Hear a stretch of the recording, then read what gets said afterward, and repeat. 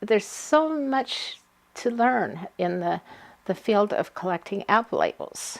I started personally about 1970 when the museum was opening. They were given a bunch of materials like graders and actual machinery that were in the sheds themselves that were outdated.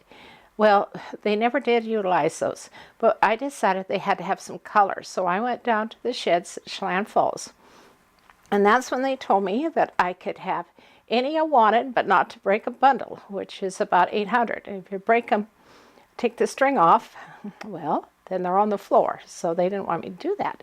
So I started bringing home big gobs of them. And that was about the time I started in business. So I put them out on the counter and started selling them, 5 for $1. And my competition across the street, he went down and got some.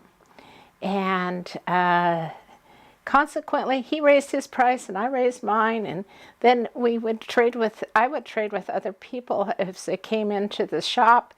There was one guy from Yakima, his name was Bob Hansen. And he was into the charcoal that went in the filters of the CA storage units, which was quite new in 1970. So he was all the way from the Yakima Valley up north, and he would stop by and he'd bring some of the Yakima labels. Well, then I had to have some more of those, and I'd trade him a pinch of his for a pinch of mine, and that's how that got started. But Dave Hart also had a collection, and he was from down at the trout shed, and he had been there many years then, and he used to trade with the truck drivers who would bring him some from different areas. So it just snowballed.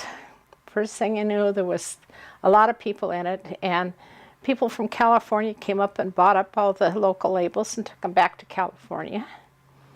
And just on and on and on.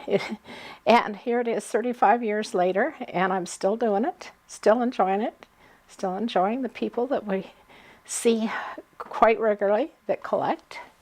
And there's just such a world out there in the graphic arts field, in advertising. It's so much fun.